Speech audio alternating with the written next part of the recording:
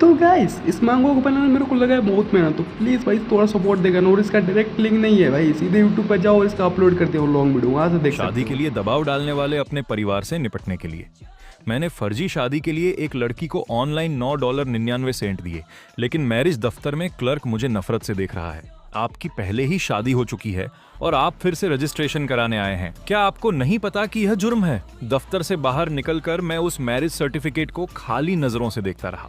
मेरे पास खड़ी लड़की ने कहा, मिस्टर रेयान, आपकी तो पहले ही शादी हो चुकी है, फिर आपने मुझे पैसे क्यों दिए? और फिर वो आखिरी बात कहकर चली गई, जमाए पैसे वापस नहीं मिलेंगे, और वो भाग गई। मैं वहीं सन खड़ा रहा और समझ नहीं पाया कि क्या हुआ। मैंने तो कभी किसी लड़की का हाथ तक नहीं पकड़ा, तो भला मेरी शादी कैसे हो सकती है? मैंने फिर से अपने हाथ में मौजूद उस कागज को देखा। फोटो में दिख रहा आदमी यकीनन मैं ही हूँ, और वो औरत, उसका नाम ओलिविया सुलिवन है। वो खूबसूरत है, पर मुझे नहीं पता कि वो कौन है। मैंने अपना फोन निकाला और एक फोटो खींचकर उसे एक खाली प्रोफाइल वाले नंबर पर भेज दिया। पता लगाओ कि यह कौन है। जवाब तुरंत आया, समझ गया। मैंने अपनी घबराहट को दबाया, अपने पुराने स्कूटर पर सवार हुआ और रईसों के विला वाले इलाके की तरफ निकल गया। स्कूटर खड़ा करते ही मुझे पीछे से नौकरों के फुसफुसाने की आवाज आई। ये कौन है? ये तो बहुत हैंडसम है। बकवास मत करो।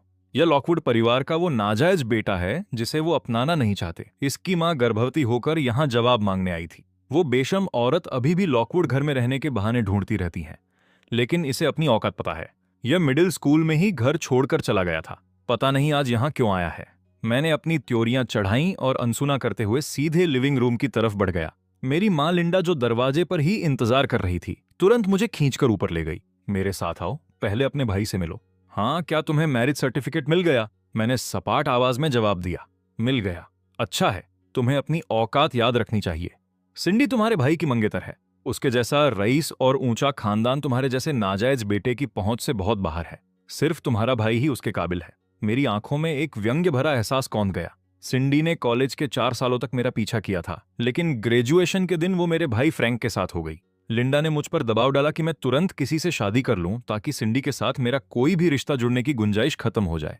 बचपन से ही जब भी मेरा और फ्रैंक का कोई झगड़ा होता, वो मुझे बिना शर्त पीछे हटने पर मजबूर कर देती थी। मैंने उसे बेरुखी से देखा। साफ कह दूं, यह आखिरी बार है। यह सिर्फ इसलिए है क्योंकि तुमने मुझे जन्म दिया है। लिंडा ने ऐसे सिर हिलाया जैसे वो समझ गई हो। हम फ्रैंक के कमरे में पहुंचे। उसने मुस्कुराहट के साथ मेरा स्वागत किया। रेयान यहाँ कैसे आना हुआ? मेरे बोलने से पहले ही लिंडा बोल पड़ी। फ्रैंक, रेयान ने आज शादी कर ली है। फ्रैंक के चेहरे पर हैरानी साफ दिख रही थी। इतनी जल्दी? वो लड़की कौन है? क्या वो सिंडी से बेहतर है? लिंडा नफरत से मुस्कुराई। वो उसके बराबर कैसे हो सकती है? पूरे हाई चांग में सिंडी से ऊंचा रुतबा किसी का नहीं है। उसे कोई ढंग की लड़की भला क्यों मिलेगी? कोई सड़क छाप लड़की होगी।